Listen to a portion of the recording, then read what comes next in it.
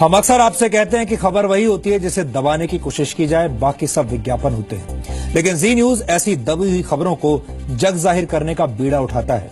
आज हमारे पास पश्चिम बंगाल के मालदा से एक ऐसी ही खबर आई है जिसे हमारे देश के तमाम न्यूज चैनल्स में दबाने की कोशिश हो रही है। लेकिन जी न्यूज पर जनहित से जुड़ी कोई भी खबर दब नहीं सकती। इसलिए अब हम मालदा में भड़की नफरत की आग वाली खबर के बारे में आपको बताएंगे, क्योंकि आज दिन भर हमारे दर्शकों ने इस खबर को दिखाए जाने की मांग की। जली हुई गाड़ियों की ये तस्वीरें पश्चिम बंगाल के मालदा जिले की हैं, जहां हिंदू महासभा के नेता कमलेश तिवारी द्वारा पैगंबर मोहम्मद के बारे में की गई कथित आपत्तिजनक टिप्पणी के विरोध में हिंसा भड़क उठी। कमलेश तिवारी ने 1 महीने पहले ये टिप्पणी की थी, जिसके खिलाफ गुस्सा जताने के लिए रविवार को हजारों मुसलमानों ने मालदा के शुजापुर इलाके में विरोध रैली निकाली।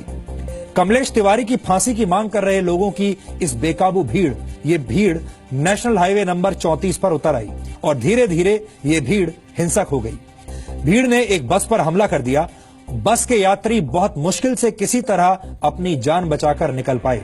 इसी बीच भीड़ ने इस बस को आग लगा दी। इसी दौरान बीएसएफ की एक गाड़ी में भी आग लगा दी गई। भीड़ ने 2 दर्जन से ज्यादा गाड़ियों को फूंक दिया, जिनमें पुलिस की गाड़ियां भी शामिल हैं।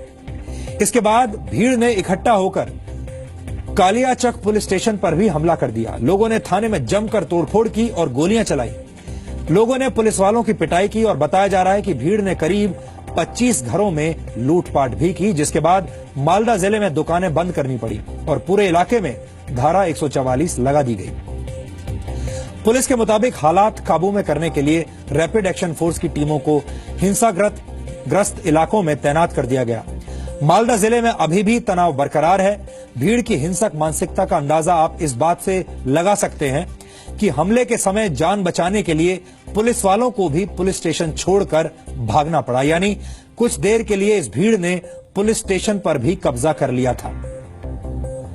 दरअसल ये मामला उस वक्त शुरू हुआ जब उत्तर प्रदेश के कैबिनेट मंत्री आजम खान ने 29 नवंबर को कथित तौर पर राष्ट्रीय स्वयंसेवक संघ के बारे में कुछ आपत्तिजनक टिप्पणी की थी।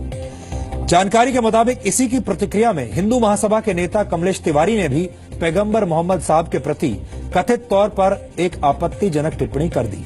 कुछ दिनों तक कमलेश तिवारी का बयान सोशल मीडिया पर छाया रहा, सर्कुलेट होता रहा। कमलेश तिवारी की कथित टिप्पणी पर पहली प्रतिक्रिया 2 दिसंबर को सहारनपुर में हुई, जहां देवबंद में मुसलमानों ने इसका विरोध किया और विरोध प्रदर्शन किया। मुसलमानों के गुस्से को देखते हुए कमलेश तिवारी को 2 दिसंबर को गिरफ्तार कर लिया गया और वो फिलहाल नेशनल सिक्योरिटी एक्ट यानी एनएसए के तहत लखनऊ जेल में बंद है। इसके अलावा कमलेश तिवारी पर 2 संप्रदायों के बीच नफरत फैलाने के आरोप में आईपीसी की धारा 153A और धार्मिक भावनाओं को भड़काने के आरोप में धारा 295A भी लगाई गई। शांति कायम करने के लिए उत्तर प्रदेश के मुख्यमंत्री अखिलेश यादव ने मुस्लिम धर्मगुरुओं के साथ एक मुलाकात भी की। मुख्यमंत्री ने उन्हें यह आश्वासन दिया था कि कमलेश तिवारी के खिलाफ कड़ी कार्रवाई की जाएगी। लेकिन उत्तर प्रदेश से शुरू हुई नफरत की आग पश्चिम बंगाल तक पहुंच गई और हजारों लोगों की भीड़ ने धार्मिक उन्माद में आकर हिंसा की तमाम हदें पार कर दी।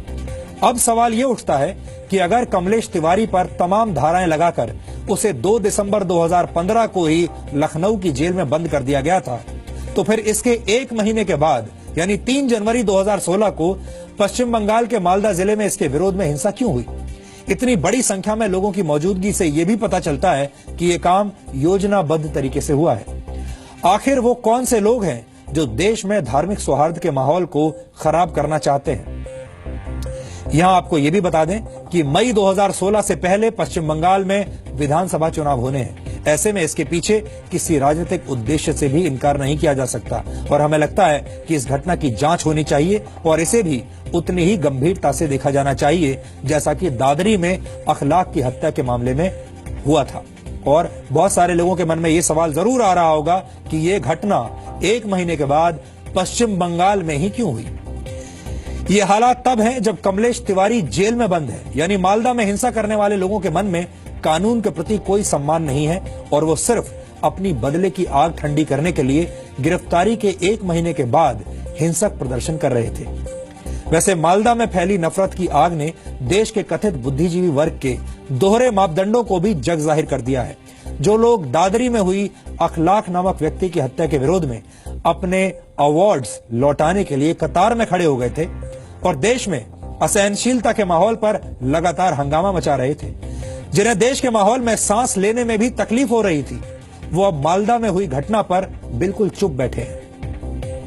मालदा की यह घटना असहनशीलता का जीता जागता उदाहरण है और दादरी की घटना से कम गंभीर नहीं है। लेकिन इस खबर पर कोई असहनशीलता की बात नहीं कर रहा, ना ही कोई अवार्ड वापस कर रहा है और ना ही मीडिया इस खबर को उस तरह से दिखा रहा है जिस तरह से मीडिया ने दादरी के अखलाक की खबर दिखाई थी। लेकिन जैसा कि आप जानते हैं, जी न्यूज पर कोई भी खबर दब नहीं सकती, इसलिए हमने आज मालदा में भड़की हिंसा से जुड़े तमाम तथ्य आपके सामने रखे। आगे भी हमारी नजर इस मामले पर बनी रहेगी और हमें लगता है किसी भी खबर को सिर्फ धर्म के चश्मे से देखना ठीक नहीं है। देश के तमाम मीडिया हाउसेस को खबरों को समझने के लिए अपना धार्मिक चश्मा उतार कर फेंकने की जरूरत है, क्योंकि जान किसी की भी हो कीमती होती है और उसके परिवार को उतना ही दर्द होता है।